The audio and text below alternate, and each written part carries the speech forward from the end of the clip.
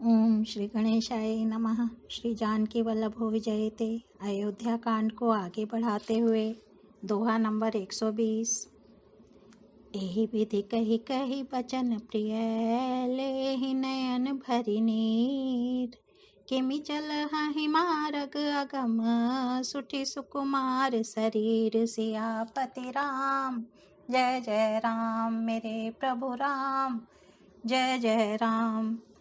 इस प्रकार प्रिय वचन कह कहकर सब नेत्रों में प्रेमाश्रुओं का जल भर लेते हैं और कहते हैं कि ये अत्यंत सुकुमार शरीर वाले दुर्गम कठिन मार्ग में कैसे चलेंगे। स्त्रियां स्नेहवश विकल हो जाती हैं, मानो संध्या के समय चकवी भावी वियोग की पीड़ा से सो रही हो, दुखी हो रही हूँ। इनके चरण कमलों को कोमल तथा मार्ग को कठोर जानकर वे व्यथित हृदय से उत्तम वाणी कहती हैं। इनके कोमल और लाल लाल चरणों को छूते ही पृथ्वी वैसे ही सकुचा जाती है जैसे हमारे हृदय सकुचा रहे हैं। जगदीश्वर ने यदि इन्हें वनवास ही दिया तो सारे रास्ते को पुष्पमय क्यों नहीं बना दिया। यदि ब्रह्मा से मांगे मिले तो हे सखी, हम तो उनसे मांगकर इन्हें अपनी आँखों में ही रखें। जो स्त्री पुरुष इस अवसर पर नहीं आए वे श्री सीताराम जी को नहीं देख सके। उनके सौंदर्य को सुनकर वे व्याकुल होकर पूछते हैं कि भाई अब तक वे कहाँ तक गए होंगे। और जो समर्थ हैं वे दौड़ते हुए जाकर उनके दर्शन कर लेते हैं और जन्म का परम फल पाकर विशेष आनंदित होकर लौटते हैं। अबला बालक वृद्ध जन कर्मी जहीं पछताहि, हो ही प्रेम बस लोग इमी राम जहाँ जह जाहि। सियापति राम जय जय राम, मेरे प्रभु राम जय जय राम। गर्भवती, प्रसूता आदि अबला स्त्रियां, बच्चे और बूढ़े दर्शन न पाने से हाथ मलते और पछताते हैं। इस प्रकार जहाँ जहाँ श्री रामचंद्र जी जाते हैं वहाँ वहाँ लोग प्रेम के वश में हो जाते हैं। सूर्य कुल रूपी कुमुदनी के प्रफुल्लित करने वाले चंद्रमा स्वरूप श्री रामचंद्र जी के दर्शन कर गांव-गांव में ऐसा ही आनंद हो रहा है। जो लोग वनवास दिए जाने का कुछ भी समाचार सुन पाते हैं वे राजा रानी दशरथ और कैकेयी को दोष लगाते हैं। कोई ये कहते हैं कि राजा बहुत ही अच्छे हैं जिन्होंने हमें अपने नेत्रों का लाभ दिया। स्त्री पुरुष सभी आपस में सीधी स्नेह भरी सुंदर बातें कह रहे हैं।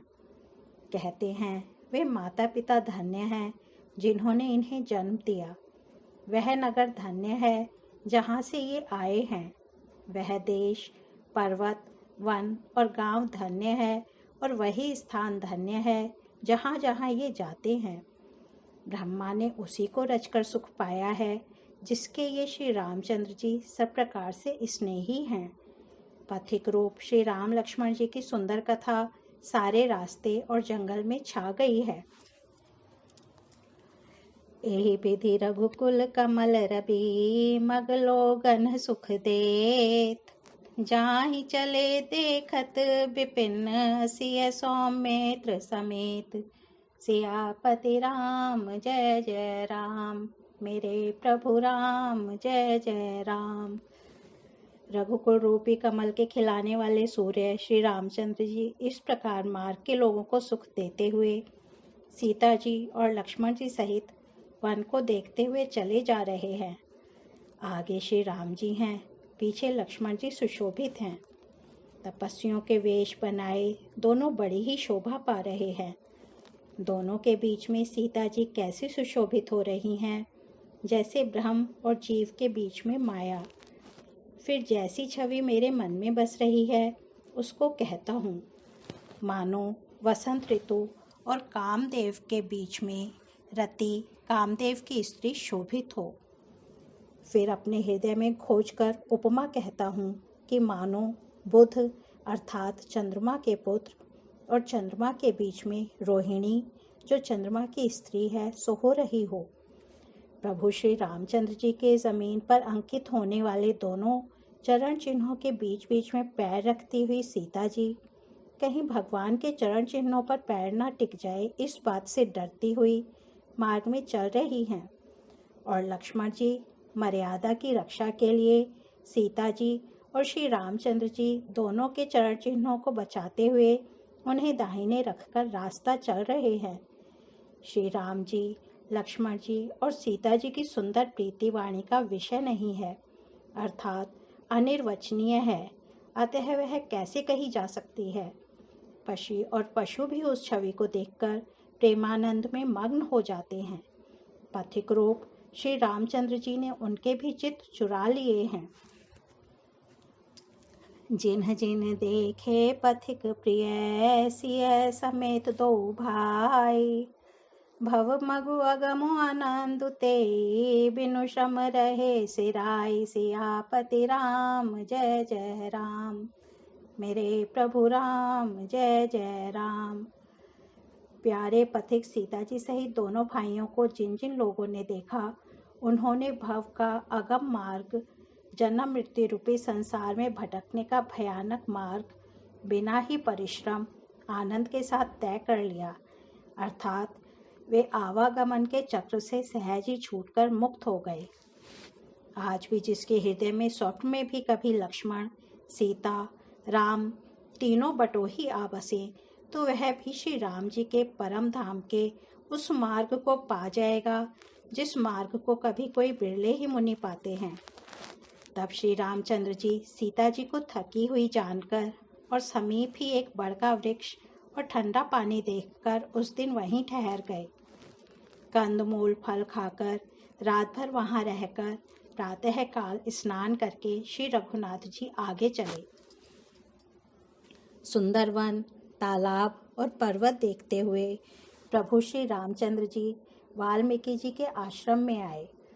श्री रामचंद्र जी ने देखा कि मुनि का निवास स्थान बहुत सुंदर है, जहाँ सुंदर पर्वत, वन और पवित्र जल है। सरोवरों में कमल और वनों में वृक्ष फूल रहे हैं और मकरंद रस में मस्त हुए भौरे सुंदर गुंजार कर रहे हैं। बहुत से पक्षी और पशु कोलाहल कर रहे हैं और वैर से रहित होकर प्रसन्न मन से विचर रहे हैं। सुचि सुंदर आश्रमों ने रखी हर्ष राजीव नैन, सुनि रघुबीर आगमनु मुनि आगे आयो लेन, सियापति राम जय जय राम, मेरे प्रभु राम जय जय राम। पवित्र और सुंदर आश्रम को देखकर कमल नयन श्री रामचंद्र जी हर्षित हुए। रघुश्रेष्ठ श्री राम जी का आगमन सुनकर मुनि वाल्मीकि जी उन्हें लेने के लिए आगे आए। श्री रामचंद्र जी ने मुनि को दंडवत किया। विप्रश्रेष्ठ मुनि ने उन्हें आशीर्वाद दिया। श्री रामचंद्र जी की छवि देखकर मुनि के नेत्र शीतल हो गए। सम्मान पूर्वक मुनि उन्हें आश्रम में ले गए। श्रेष्ठ मुनि वाल्मीकि जी ने प्राण प्रिय अतिथियों को पाकर उनके लिए मधुर कंद, मूल और फल मंगवाए। श्री सीता जी, लक्ष्मण जी और रामचंद्र जी ने फलों को खाया। तब मुनि ने उनको विश्राम करने के लिए सुंदर स्थान बतला दिए। मुनि श्री राम जी के पास बैठे हैं और उनकी मंगल मूर्ति को नेत्रों से देखकर वाल्मीकि जी के मन में बड़ा भारी आनंद हो रहा है। तब श्री रघुनाथ जी कमल सदृश हाथों को जोड़कर कानों को सुख देने वाले मधुर वचन बोले। तुम त्रिकाल दरसी मुनिनाथा, बेस्व बदर जिम्हि तुम्हारे हाथा, राम सिया राम जय जय राम, राम सिया राम जय जय राम। अस कही प्रभु सब कथा बखानी, जहि जहि भांति दीन बनु रानी, राम सिया राम जय जय राम, राम सिया राम जय जय राम। हे मुनिनाथ, आप त्रिकालदर्शी हैं। संपूर्ण विश्व आपके लिए हथेली पर रखे हुए बेर के समान है। प्रभु श्री रामचंद्र जी ने ऐसा कहकर फिर जिस जिस प्रकार से रानी कैकई ने वनवास दिया वह सब कथा विस्तार से सुनाई। ओम मंगल भवन अमंगल हारी, द्रवहु सो दशरथ अजिर बिहारी। राम सिया राम जय जय राम, राम सिया राम जय जय राम।